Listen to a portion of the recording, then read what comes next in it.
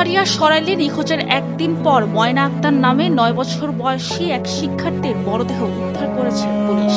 রোববার সকালে উপজেলার শাহবাজপুর ইউনিয়নের ছন্দমিয়ার পাড়া থেকে মরদেহটি উদ্ধার করা হয়। ময়না ওই পাড়ার বাহরাইন প্রবাসী আব্দুর রাজ্জাকের মেয়ে। সে লতিফ মোস্তারি সরকারি প্রাথমিক বিদ্যালয়ের 5ম শ্রেণীর শিক্ষার্থী ও স্থানীয় একটি মাদ্রাসার নুরানি বিভাগে পড়ত।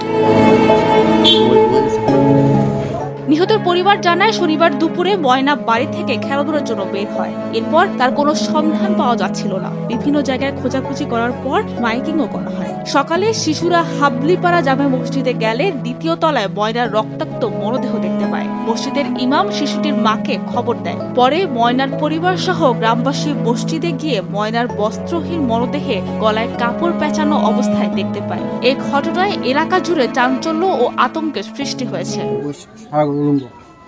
আর আপনার গলাটা বান্ধা ওই শরীরের মধ্যে বান্ধা রাখছে, একবার সরাসরি অলঙ্কার অবস্থা আছে।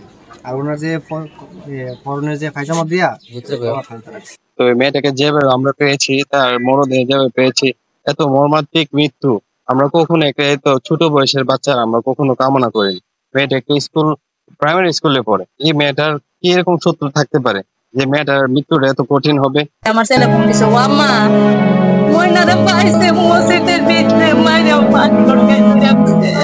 এ ধরনের নির্মম হত্যাকাণ্ডের দৃষ্টান্তমূলক বিচার দাবি করেছে শিশুটির পরিবার। এইভাবে যে আমার মেয়েরে মারছে, এর চেয়ে বেশি শাস্তি চাই, ফাঁসি চাই।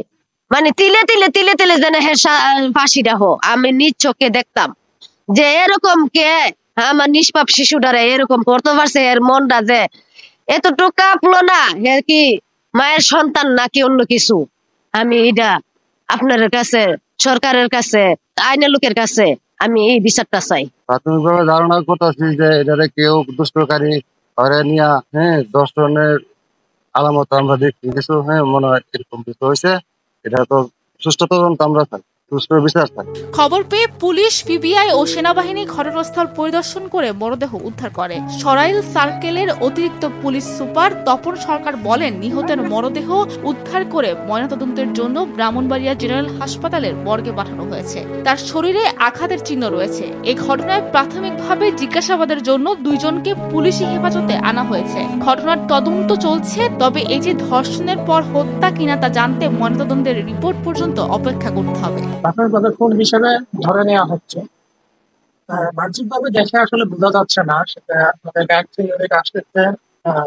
থেকে তারা একটু ভালোভাবে যাচাই করা সম্ভব হবে এবং ফাইনালি ডিসিশন পাওয়া যাবে পোস্টমর্টমের পরে। আর প্রাথমিকভাবে আমরা 2 জনকে নিয়ে আসছি তাদের জিজ্ঞাসাবাদ করার জন্য। হত্যাকারীকে দ্রুত শনাক্ত ও বিচার আওতায় আনার দাবি গ্রামবাসী। সাবিনা মজুমদার।